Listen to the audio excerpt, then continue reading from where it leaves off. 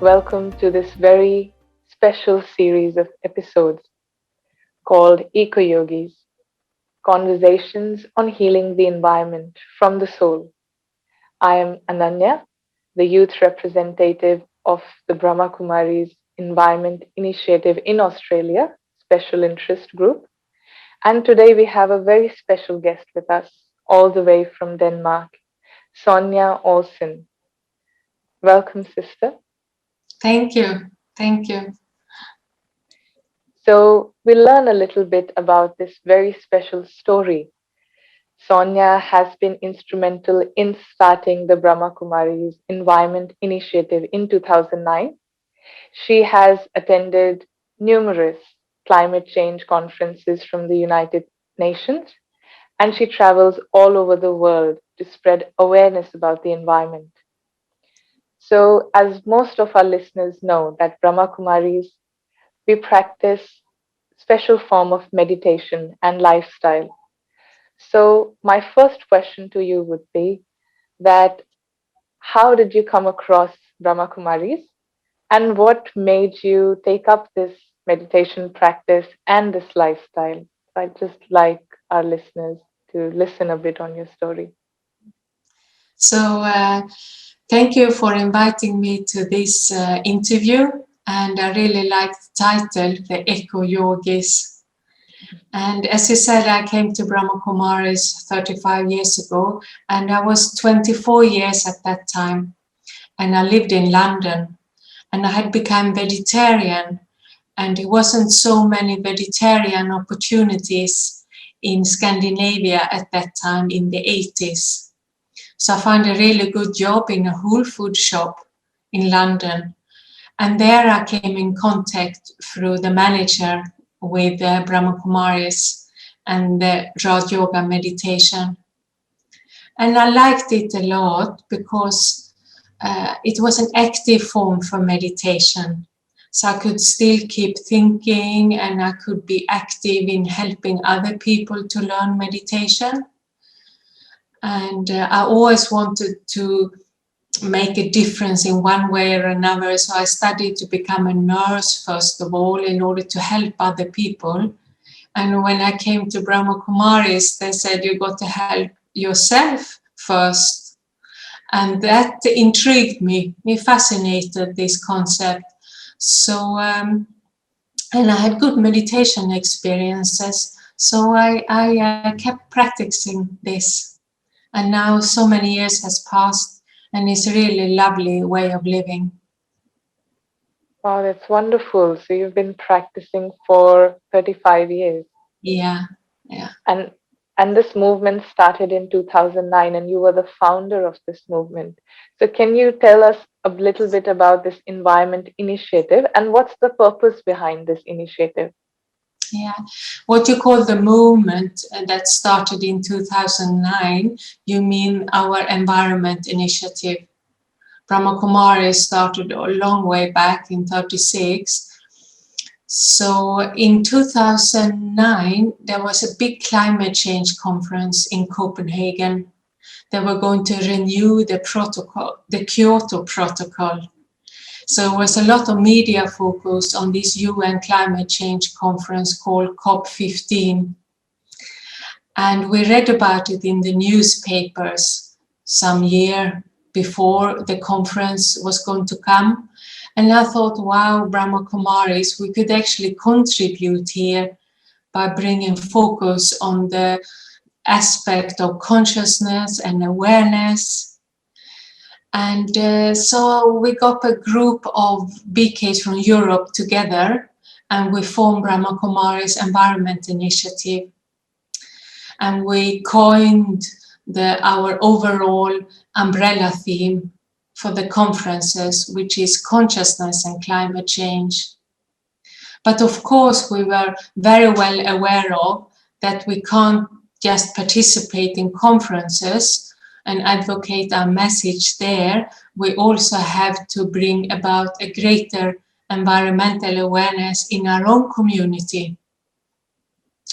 So that's why our initiative has a twofold purpose: to participate and actively engaged in the local community and in the UN conferences, to bring more focus on awareness, on values, on meditation, but also, of course, to bring greater environmental awareness to our own community and our own people. That's lovely. That's really lovely. How this has a twofold purpose for the people within the organization and also outside. So it's very evident that you are very passionate about the environment. But what is it that you really love about the environment and why? Well, I think in a way, most people love nature, isn't it? You meet very few people who wouldn't be passionate about nature. So I think I'm just like anybody else in that sense. But I was brought up on the countryside. My dad is a farmer from Sweden. So, I mean, I spent my childhood days in the Swedish forest. And maybe people have different reasons why they love nature. And we can see here during the pandemic that many people have spent more time in nature because there hasn't been so much else to do. And it can play a very important role in coming close to oneself. And for some people, if you believe in God, some people feel closer to God when they're in nature. And for myself, I feel connected to the earth, to the world around me when I'm in nature. It kind of grounds me. In this very digital world, to come out to nature, it's very refreshing, and it also helps me to appreciate the wonder of the moment. You know, every moment in a sense has a sense of wonder in it, and nature reminds me of that. And it also reminds me of the life cycle of life, in a sense, creation, renewal, and everything goes in cycles. And of course, it's beautiful. So it reminds me of the beauty of everything. Today, there is research going on to kids who lack spending time in nature. And they call it nature deficiency disorder, nature deficit disorder. So it can have some psychological hang-ups if we don't spend time in nature as kids, just to make sure everyone gets out there.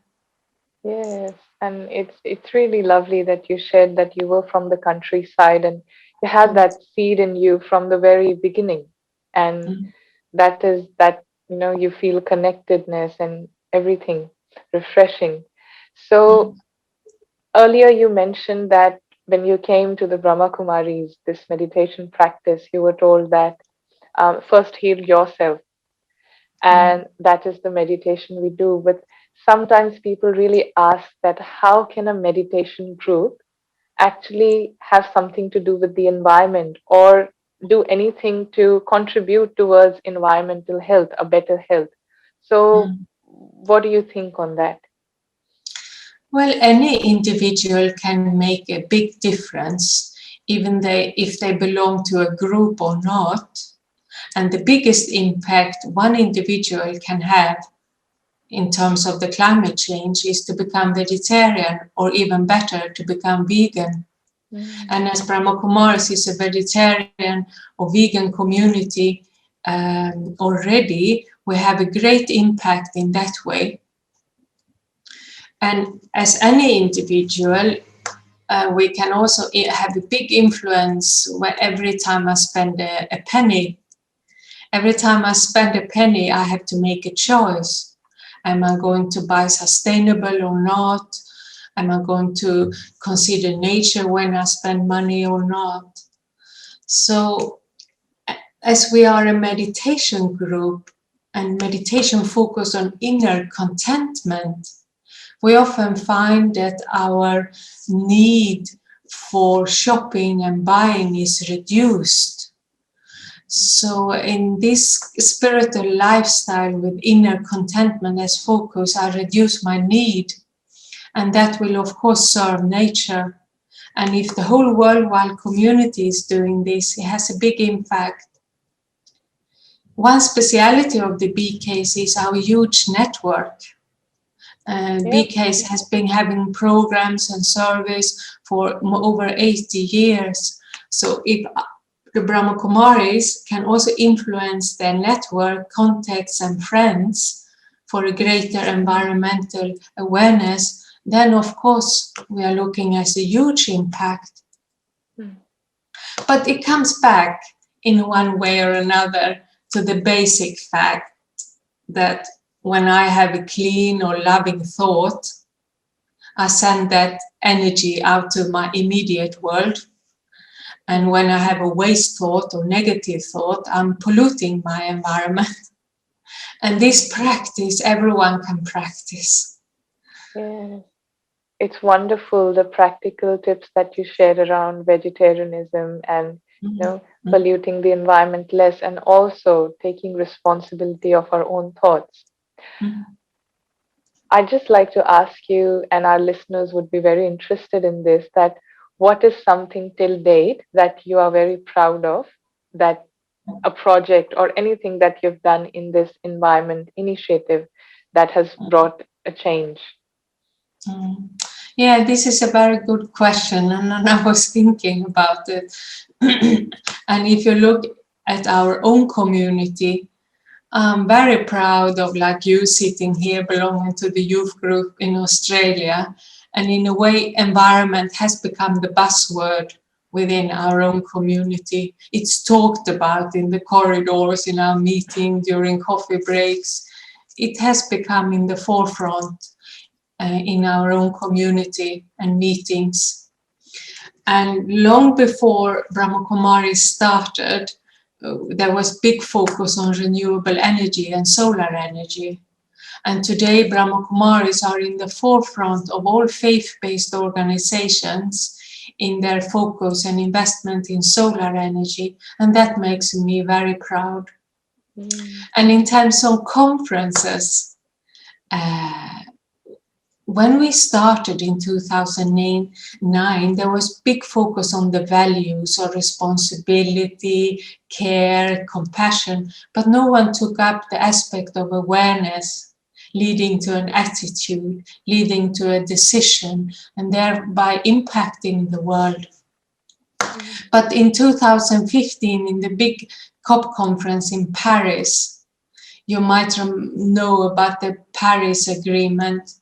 There in that conference, the UNESCO, which is one of the UN bodies, it has a big pavilion in the conference, and their main theme was changing minds, not the climate. And then I thought, wow, our changing of awareness has come to the forefront of the negotiation. It has come to stay. Yes, that's yeah, really and lovely. we work together with other faith-based groups, and our voice is getting more and more recognized and more valued, and that of course also makes me proud, together with all the others. I think that's lovely, working on our awareness and attitude, and that's the prime focus. I'd also like to know, where do you think what's the future of this initiative, and where do you want to go with this? Well, we want to go towards a new harmonious world, isn't it? That's in the eye of all of us. And I just see it growing. We get more and more invitations to be part of various projects and speaking engagement, and we get more and more opportunities to work with others. So we need more people, and we need more eco-yogis. And the youth group especially is growing, and this we see very clearly all around the world. So we need more young eco-yogis. And of course, not to forget, I have to increase my own green angel qualities. So always not to forget, I have to step along with this greater environmental awareness in the world. I have to step up my own inner qualities to keep up.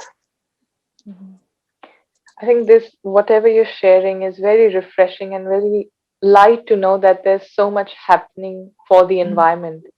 Because mm, sometimes I meet people my own age, the youth, and this sense of hopelessness.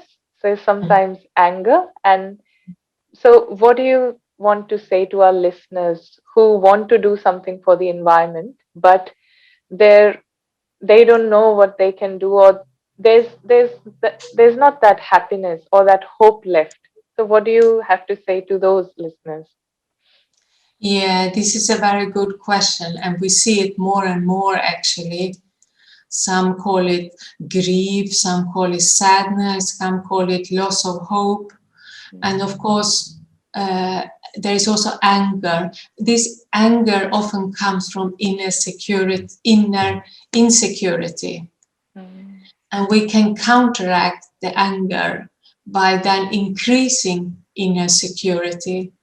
mm, And the insecurity, of course, comes from seeing the uncertainties about the future. mm, So when I increase my inner security through meditation, through focusing on the positive aspects, then some of the anger will disappear.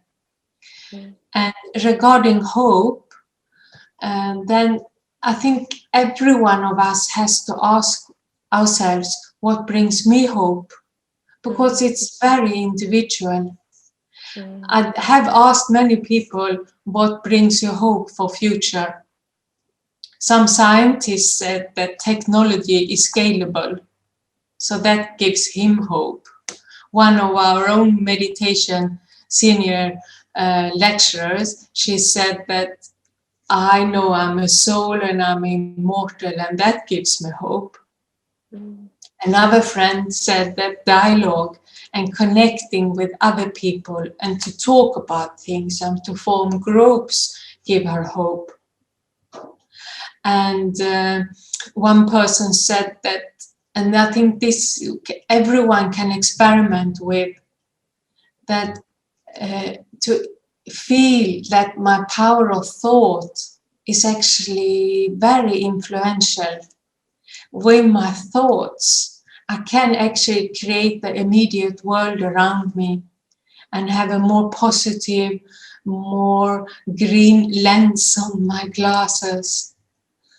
And if I focus on kindness and being loving, compassion towards myself, towards others, towards nature, somehow the hope will grow and the small actions in life will give more meaning than before. And meaning also gives hope.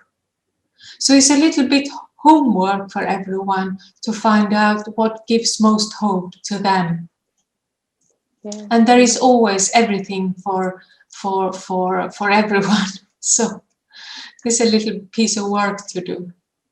Definitely. I think I'm going to take up that. What gives me hope? And you said becoming friends with yourself and having love and kindness for yourself and then people, and then that gives hope in other people as well. Yeah. That's really lovely to know. It's a Um, very good conversation to have with friends and families. hmm, that's really nice.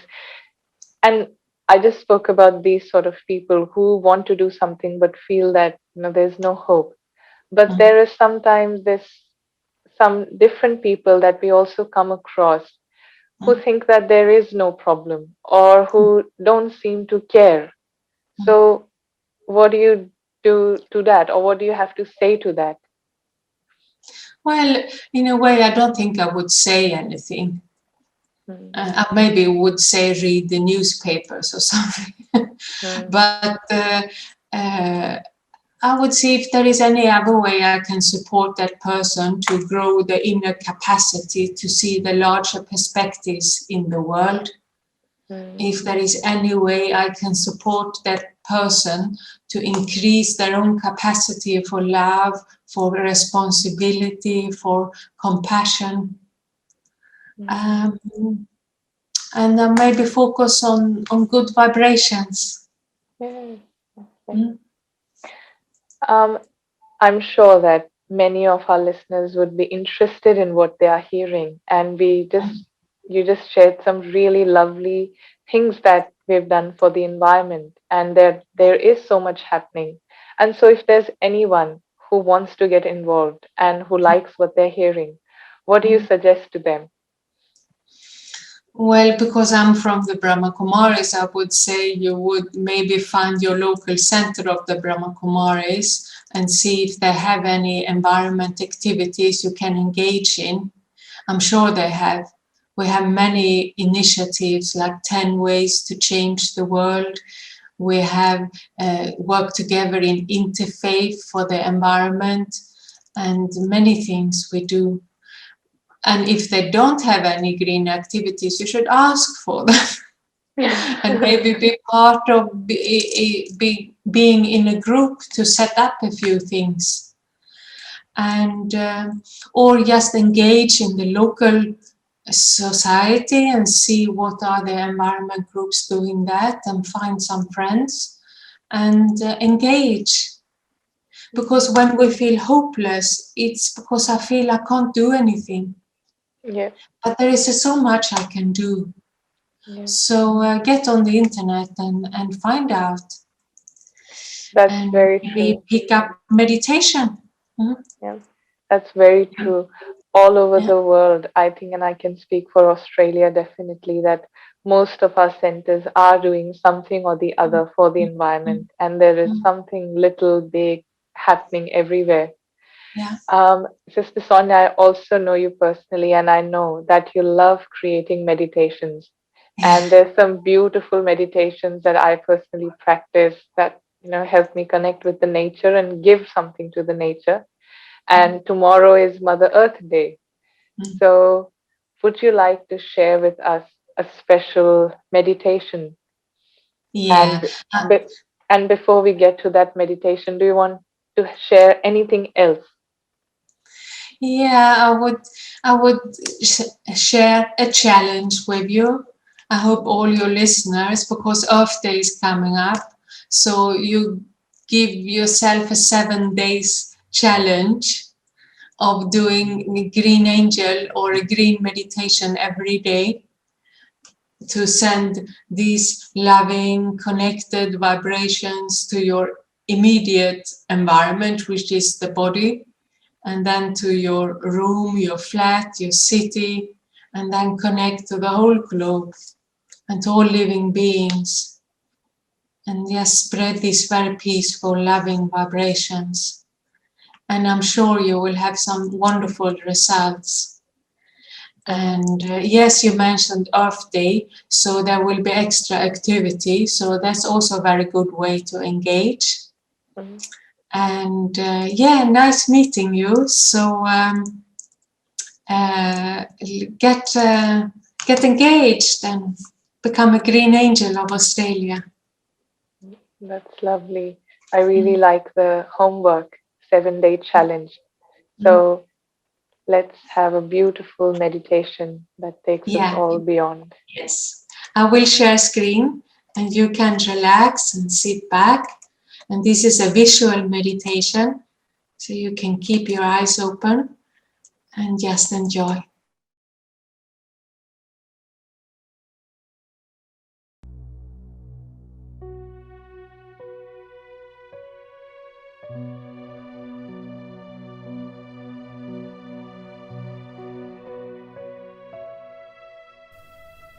Settling into meditation,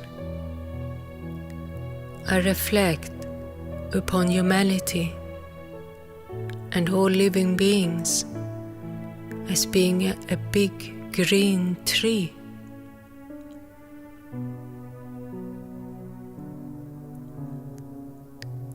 I see the vitality and the life force in this tree of life.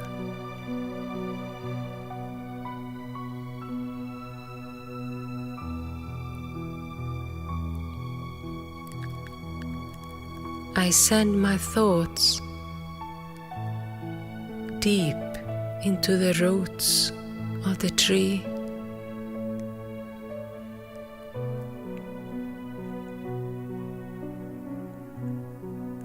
I connect to the seed of the tree.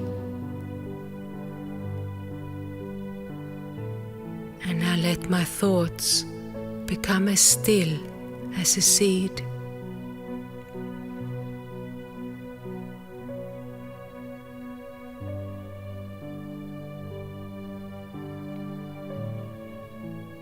I stay here with my mind for a while, enjoying the quietness.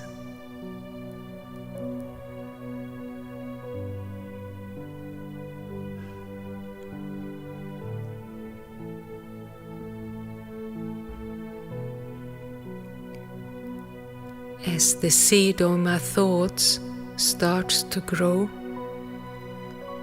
I feel the responsibility of supporting the tree of life.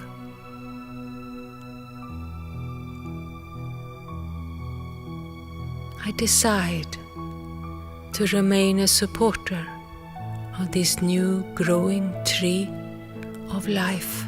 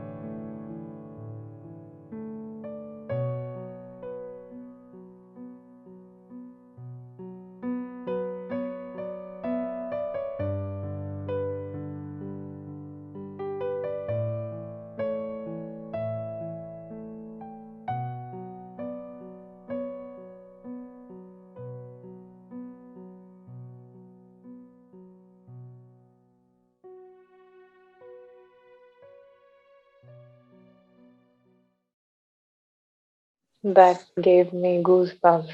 It was lovely. And I'm sure that each one of our listener, viewer would do this green angel meditation every day for next 7 days. Thank you so much, Sister Sonia, for sharing your story and how it all started, your vision for the future. And there was some really good homework or reflection points, like what is hope for you.